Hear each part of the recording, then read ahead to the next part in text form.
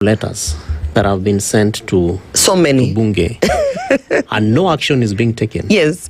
Yet in the other two cases, and there could be more even at the county assemblies, of course this is there are many. there are there quite are a many number of cases. Yes. Why is yours different, that even letters go and received and responded to? Yet remember that even before you were nominated, you and I and many other people were joking, and you kept telling us, Osido, mimi nitakuwa bungeni. I'm going to the Senate. This is many months I before tell the election. many, actually more than a year. I used to tell so you I'm going to that you Bunge. had a very special space from your party leader, your party, even the leadership of the executive of your party.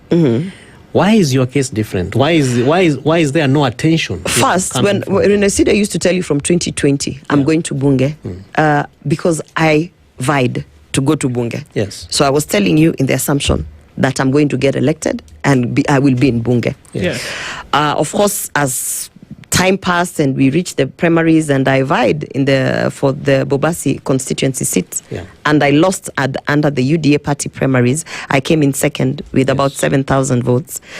At that point, it was like, okay, I can't believe this, because of course, as a first timer, there's so many things you do, you don't learn and everything.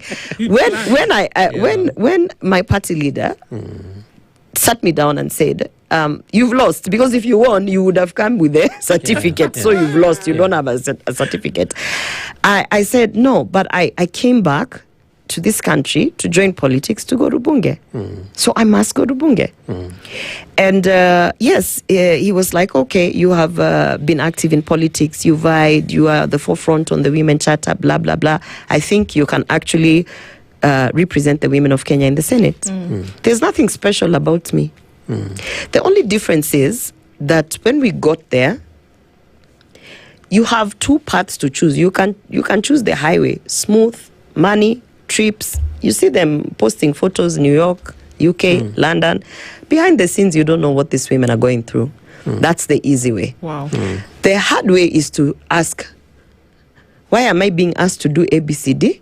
That's not what I came here to do. Yeah.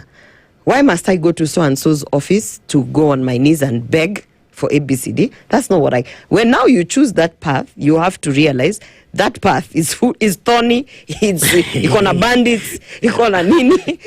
So there's nothing special. The only thing that is different about me is that I did choose the difficult path of highlighting injustices that have been happening. I chose the difficult path of even bringing to the attention of the president so many things that he's now having to deal with today as a party leader and as a party. So many things that have sent people to the streets from Gen Z. The demonstrations for Gen Z, I've said this so many times. Yep. Many of us who are in UDA were happy that they happened, because many of us who kept on saying, this thing is going to reach a place where Kenyans will not accept it. Yeah. You have to do something about it. And we were being ignored. We felt vindicated by Gen Z. We were like, this is a good thing. Now, maybe he won't listen to us. Maybe he'll pay attention to the people of Kenya, which eventually he did. We internally were complaining about so many cabinet secretaries at that time who just went rogue, who didn't care about the people, the things that we had promised the people. And every time we raised it, specifically any time I raised it, it would be like, but Orwoba is always just arguing with everyone. Nobody would want to ask, but this point she's raising about fake diaspora jobs,